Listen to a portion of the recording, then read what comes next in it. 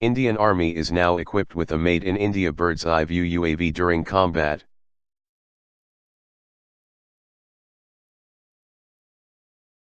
The Indian Armed Forces on Tuesday acquired their first-ever aerial surveillance system to look down from the sky during combat.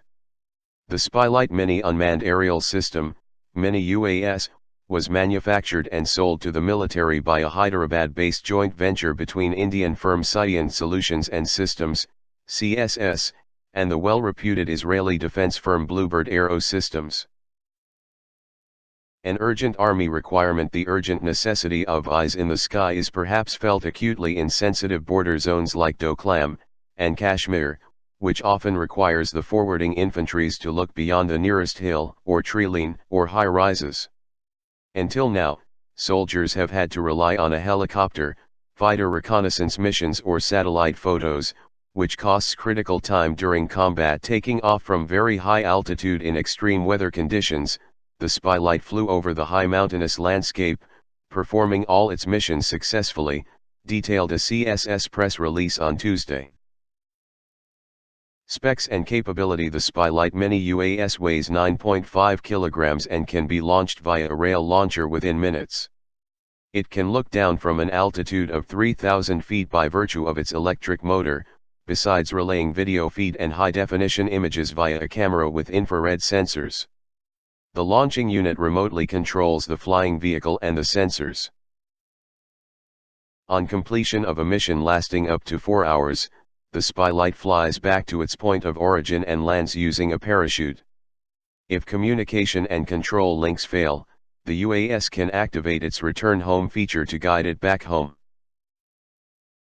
Indigenizing the defense infrastructure sector. The tender for 600 mini-UAS, unmanned aerial vehicles, slightly larger than UAS, for 10 billion rupees, was floated by the Northern Command, which conducts counter-militant and counter-infiltration operations in Kashmir and along its border with Pakistan and China. Of the 7 Indian firms have responded to the tender for 600 mini-UAS that the Army floated last year, the Hyderabad-based firm delivered its first UAS this week. The CSS joint venture looks forward to co-developing customized payloads for military and civilian users in the future, with a view to increasing indigenous defense manufacture by 40 to 50%. Neither the military nor CSS has divulged about the cost of Spylite UAS purchased by the Army. N.J. Joseph, who had CSS, is only willing to reveal that this was a competitive procurement and that their system was the only UAS that met all the Army's requirements and passed the demanding trials at altitudes above 5,000 meters. For now, the Spylite remains an almost entirely Israeli system, which has served the Israeli Army for a decade. Requisitions for the near future. Most defense forces around the world have portable, mini-unmanned aerial vehicles, UAVs, for years now.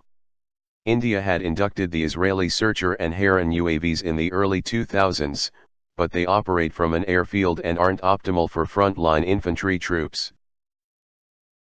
The Navy is currently exploring the purchase of large, long-endurance Sea Guardian UAVs from the U.S. The Defense Research and Development Organization, DRDO, is developing the indigenous Rustam UAV. The Army recently floated a request for information, RFI, for 75 mini-RPAs, remotely piloted aircraft, that are specially configured for high altitudes. The RFI says a formal tender can be expected by April 2019, according to Business Standard. Thanks for watching. I hope you like this news. Please share your views in comment box. Please like and share this video.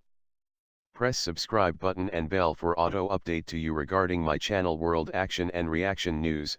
Warn.